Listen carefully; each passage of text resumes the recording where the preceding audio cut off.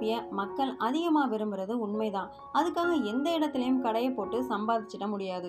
தொழில் பற்றின முன் அனுபவமே இல்லாமல் 5 லட்சம் கட்டினா அவங்களே கடை சட்டை போட்டு நம்மளை கல்லாப்பட்டியில் உட்கார வச்சுடுவாங்கன்னு ஒரு ஆர்வத்தில் நிறைய பேர் இதில் இறங்குறாங்க.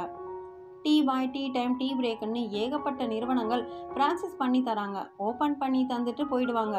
வாடகை 20-25K, 2 பேர் சம்பளம் 30K, ஈபிக்கு 5Kன்னு மாதம் 50,000க்கு மேலே மீதி இருந்தால் தான் ஓனருக்கு பணம் கிடைக்கும். இதில் மாதம் 2000-3000 பிரான்சிஸ்க்கு கமிஷன் கொடுக்கணும். தினம் 3000 லாபம் பார்க்கணும்னா குறைஞ்சது 400 பேர் டீ குடிக்க வரணும். ஒரு தெருவில் ஒரு கார்னரில் ஒரே ஒரு டீ கடை இருக்கும் சமயத்தில் 400 பேர் டீ சாப்பிட வர்றது சாதாரணம். ஆனால் இப்போ அப்படி இல்லை. ஒரு தெருவில் வரிசையாக 20 கடை இருக்கிற இடத்துல குறைஞ்சது 5 கடை டீ கடை தான் இருக்கு. அப்புறம் 400 கஸ்டமர் வர்றது எப்படி சாத்தியம்? கடை பில்டிங் ஓனருக்கும், ஈபி காரனுக்கும், பிரான்சிஸ்காரனுக்கும் சம்பாதிச்சு கொடுத்துட்டு கடை ஓனர் லாபமே இல்லாம தான் நிற்கணும். எங்க ஏரியாவில் டீ பாய்னு கடை ஒரே வாரத்தில் பக்கத்து தெருவிலேயே போட்டிருக்காங்க. வேற ஓனர். ஏற்கனவே பழைய சின்ன டீ கடைகள் வேற அங்கே இருக்கு. சின்ன தெருவுக்குள்ள இவ்வளோ டீ கடை வச்சுட்டு யாரும் திருப்தியாக சம்பாதிக்க முடியாது. பிரான்சிஸ்காரன் இதுவரை 300 அவுட்லெட்ஸ், 500 அவுட்லெட்ஸ்னு போய்கிட்டே இருப்பான். அவனுக்கு ஒரு கடைக்கு 2000 கமிஷன்னா கூட 300 கடைக்கு மாதம் 6 லட்சம் லாபமாச்சு.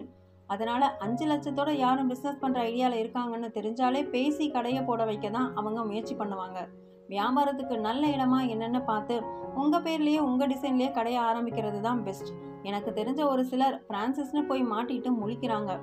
பிரான்சிஸ் இல்லாமல் சொந்தமாக டீ ஷாப் வச்ச ஒருத்தரும் லாபமே இல்லாமல் தினமும் என்கிட்ட புலம்புவார். 7 லட்சம் செலவு பண்ணி இன்டீரியர் ஒர்க் எல்லாம் நல்ல டிசைனாக பண்ணி ஆரம்பிச்சாரு. ஆனால் வாடகை கொடுக்க கூட லாபம் நிற்கலன்னு சொல்லுவார். 9 மாதமாச்சு, இன்னும் பிக்கப் இல்லை. ஆனாலும் கடையை விடவும் தயக்கமாக இருப்பதா சொன்னார்.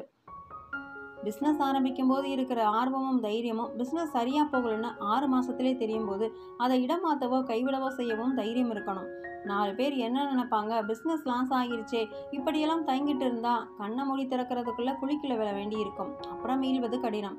சரியான நேரத்தில் சரியான முடிவுகளை எடுத்தால் மட்டுமே இழப்புகளை தவிர்க்க முடியும். பிஸ்னஸில் இது ரொம்ப முக்கியம்.